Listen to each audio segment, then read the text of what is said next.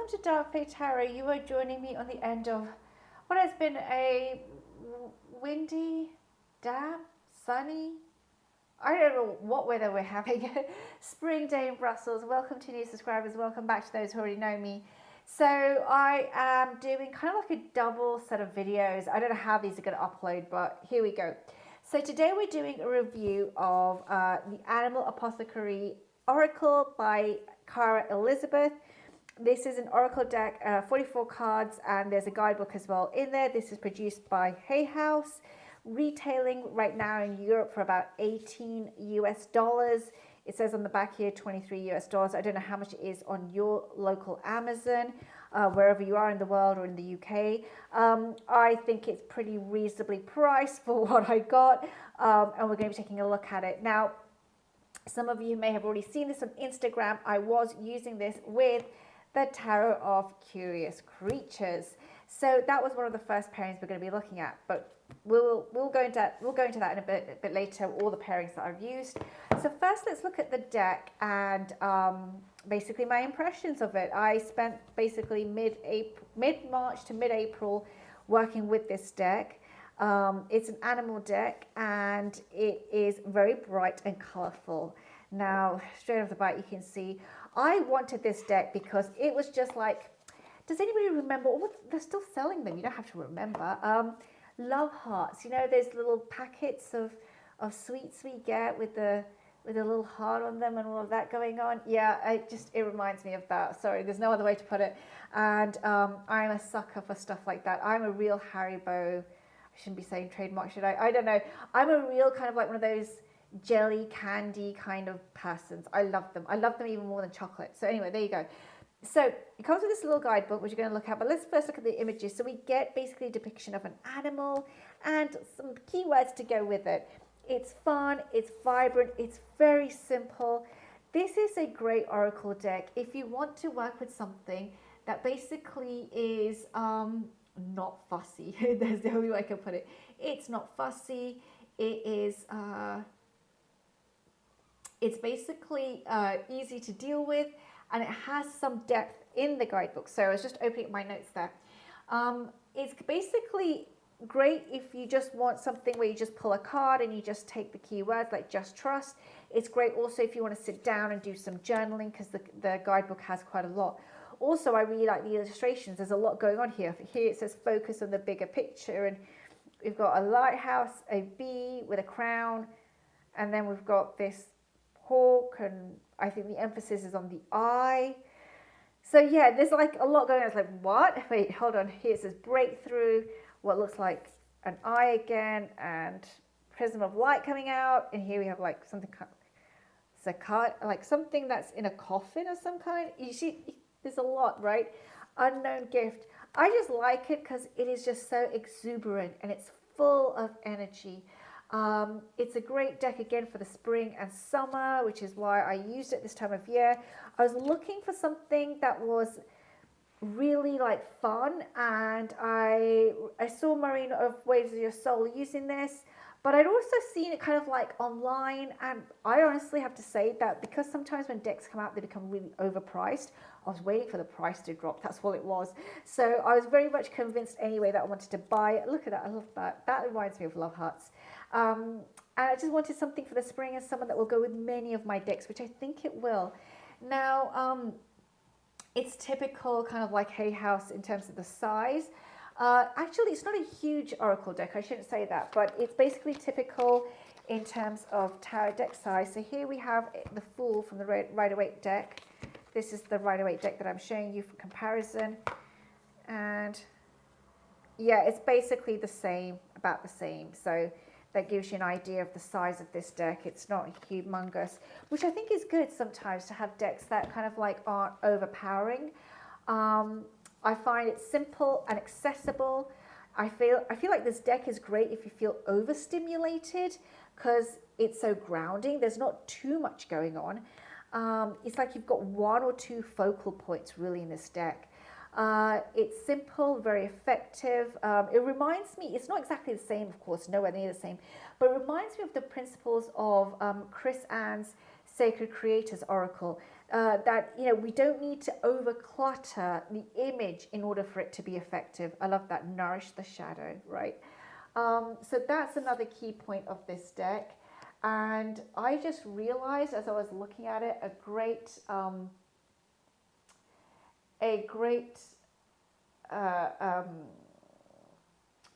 pairing I could do with it, but I'd have to go and hunt the shelf, so I might come back to that.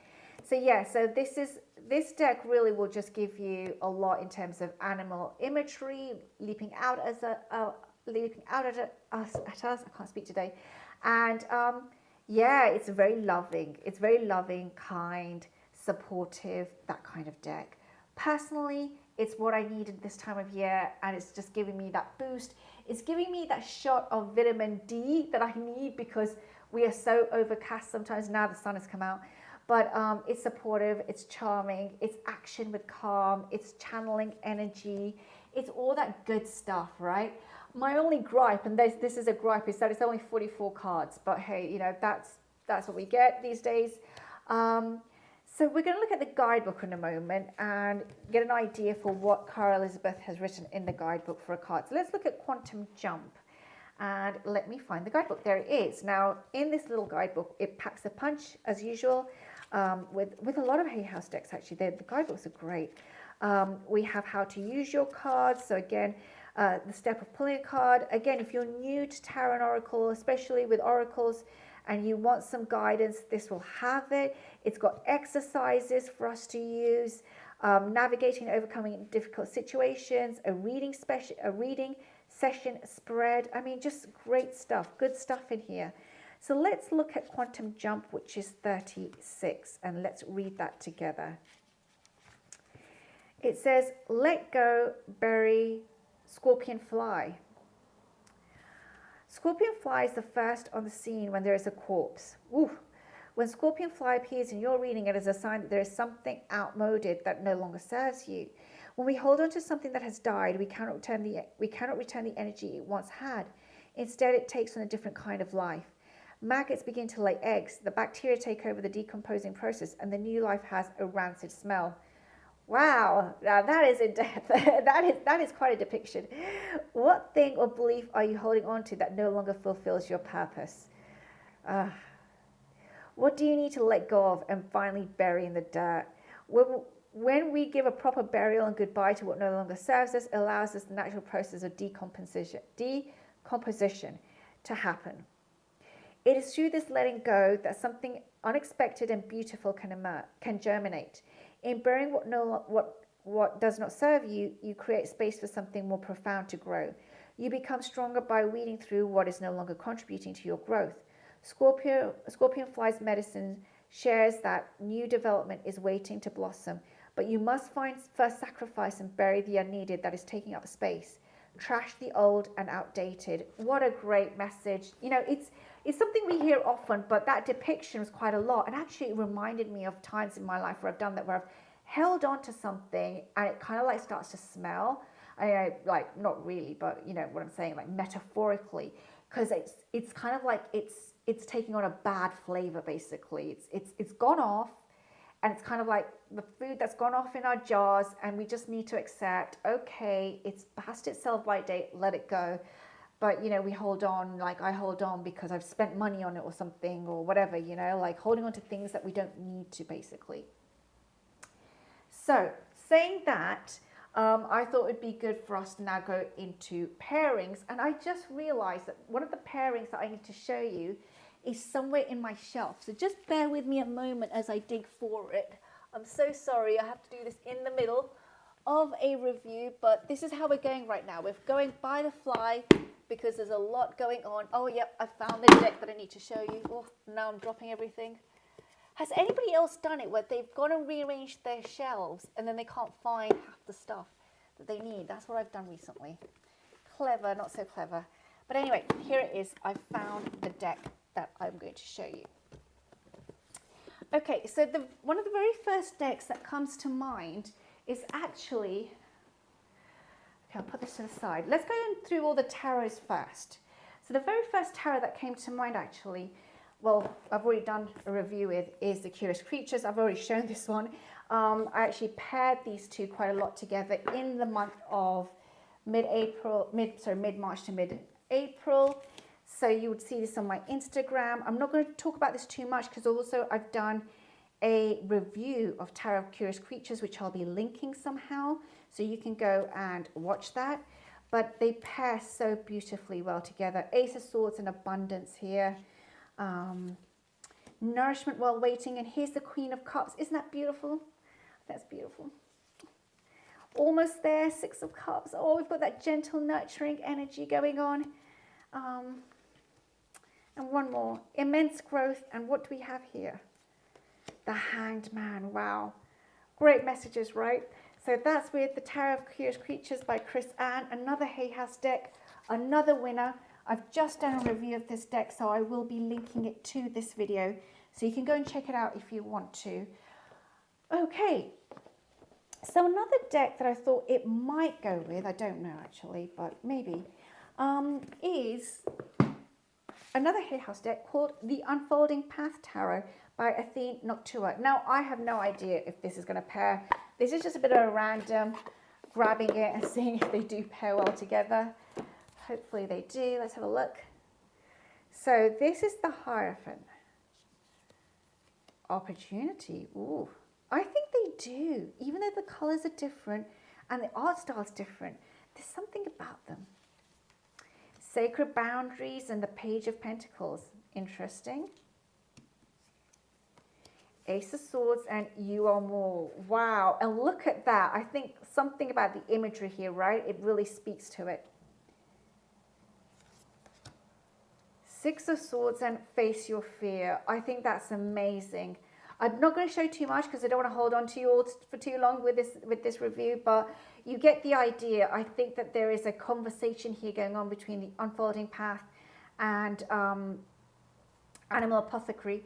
So I definitely say that if you have the Unfolding Path Tarot and you want to see different pairings with it, I would definitely think about the Animal Apothecary. Something that just came to mind before I forget is I don't have the Tarot of Oneness. But if you have the Tarot of Oneness, again, this might go with it. I don't know, but I'm just thinking out loud.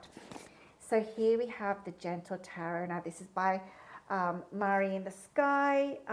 Of course, now Mary in the Sky is also going to be publishing her own oracle soon on Kickstarter. But I wanted to check this out. Six of Cups again. And better than you can imagine. Oh, and there's a baby growing. Oh, beautiful. Nine of Stones, which is Nine of Pentacles in this deck, and Inner Conflict Resolution. Wow. So when we resolve our insides, you know, we have that peace and abundance of what we've been working towards, basically, our security. 10 of Stones, 10 of Pentacles, and you are what you think. Wow. So we you know, thinking is so important part of this abundance that we're creating. One more. Strength card and Transformation. Isn't that beautiful? I think that they just work so beautifully together. I love that. I really, really love that. If you have the Gentle Tarot, if you have Animal Apothecary, definitely give them a go together. I think you will really, really enjoy what comes out there from these pairings. Okay, so that was the Gentle Tarot by Mary in the Sky. So then Mari, sorry, in the Sky. So after this, this is another one. Let me show you this one. A bit random, but I pulled it. It's Landscape Tarot by Francesca Mattioni, illustrations by Yoshimari. Now, I haven't used this deck much since I've shown it, to be quite honest with you. So it's going to be a bit of a gamble. I don't know if they will work together, but let's give it a try. This is one of those decks which comes like within packaging. I'm almost like, do we need all this packaging? But okay. There we go. Let's see what happens. So we're going to so this is 10 of Swords. Oh, very different imagery. The Illusion. Okay, so the messages are working. The messages are working. Okay. 3 of Wands. Keep trying. Okay. Journeying. Okay. I think the messages are working together. Calm Your Power, Page of Swords. Wow. Isn't that powerful? So again, if you have any kind of like landscape depiction decks, again, the Tower of Oneness comes to mind, the Emperor and Master Manifester. Wow. And look at that. There's a spider and a, oh wow, that is synchronicity there. That's the spiders. So it could work. Maybe if you have also, I just realized, Tarot of the Great Outdoors, I think it's called. It might go with this deck too. I don't have that deck, but it just came to mind. So again, you know, just thinking out loud here of decks that you could use with Animal Apothecary. I just love decks. Sorry about the noise. I just love decks that go very, very easily together with other decks. I don't know how else to put it. They marry each other very, very well, because, you know, that is also good for our budgets, right? Okay, so after this, sorry, I'm trying to grapple with boxes here. Let me put that out of the way. After this, let me get onto a deck that I randomly pulled. I don't think it's going to work, but let's give it a try anyway. That is the Phantasma Tarot. And I think it was because of the color palette. I just wanted to see, is there something there? This is 9 of Cups. Surrender to receive. Not sure about that actually, this awakening and prayer answered. Okay, the messages are definitely synchronizing. The art, not so much for me, but there's something about the messages. The Empress and you're about to shine. So yeah, I just realized, if anybody's got that one by, what's it called? Cat something, her name is. It's a Hay House deck with animals, black background, and the name always goes from my mind. I think it's Cat Riley or something like this. She's done a deck, and for some reason it's coming to mind that this might, again, Animal Apothecary might go well with it. I'm so sorry, I can't think of the name of the deck now. She's also the artist behind Song of the Grandmother. So if I just quickly Google Song of the Grandmother's Oracle, it's Cara Simons. Sorry, I got that. No, it's not Cara Simons. It's another. I'm just seeing if I can find the Animal Oracle for you, actually, that I was thinking of, because I think it might go well with Animal Apothecary, but if we don't have time, I'll just move on. Probably I won't be seeing it because there's so many Animal Oracles right now. But I think that this deck will go with many. That's what I'm going to say right now. This deck will go with many. And that Animal Oracle deck I'm thinking of, by the way, I hardly ever see it, by the way, even though apparently it has a great journal, guidebook for journaling. But anyway, moving on. Sorry, I'm taking up your time. Moving on. So that was the Phantasma Tarot. And then the final pairing that I want to show you, I think this will be the final pairing, but I did think about this. Yep, it's back. It's called the Wild Unknown Archetypes Oracle. I can't get the whole box in because it's so huge. So let's crack this open. This was the deck that I was trying to get from my shelf because I was like, oh dear, it's in my shelf somewhere and I need to show it. Okay, so this deck, you know that I worked with it last year extensively. I completely reimagined the deck as a tarot deck, allocating it tarot keys, and I had a lot of fun doing that. I think, yes, yes, yes, yes. You're about to shine at the self. Look at that. So this is by Kim Kranz, The Wild Unknown Oracle. The Shaman and Let Go Berry. Wow. The Womb and Get Out of Your Head. And this is about nurturing energy here, the Womb. Evolve into your complexity. The Queen. Oh, wow. I think there's a lot here with the archetypes. Let's go forward a bit. The Mountain. And what do I get here? Small steps, big accomplishments. Isn't that amazing? It's not just, I think that there's something here between these two as well. I'm loving the artwork together. There's something about it that just speaks to me. Here I've got the Starborn, and here I've got Shake, Release, Heal, Move On. Isn't that beautiful? Like just the messages together. If you're doing readings for others, I think these two and then some tarot cards together you can have such a wild story of just release, empowerment, love, the path for that person being born out through these cards, because you've got archetypes and we've got animal spirit, animal energy. Here's the flame. Here's see beyond the past. There's just so much going on, right? And action leads to success, and here's the desert. So this is really walking into that wild territory, right? The unknown, taking that journey, and this is about taking that leap of faith here as well. So yeah, I just wanted to show this pairing, and it did work. So I'm sorry I had to faff about a bit. I got a bit lost there with trying to find other things, but it didn't work out that well today, but I tried. But let's go back to this deck and just do a quick summary, because I just think it's such a great deck. So just checking my notes again to see if I've missed anything.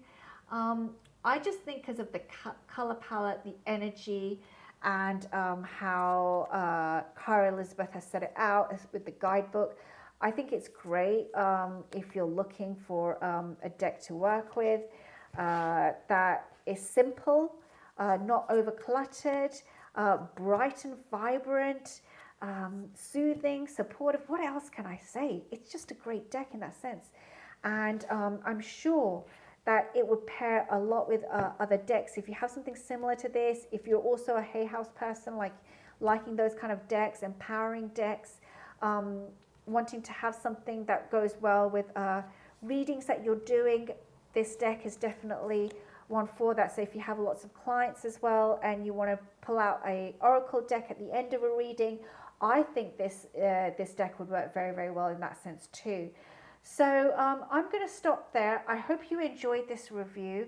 I hope you enjoyed the pairings too and having a little bit of fun with me. If I think of that name of that deck that I was thinking of, I just think maybe if I can Google it, let me see if I can come up with something.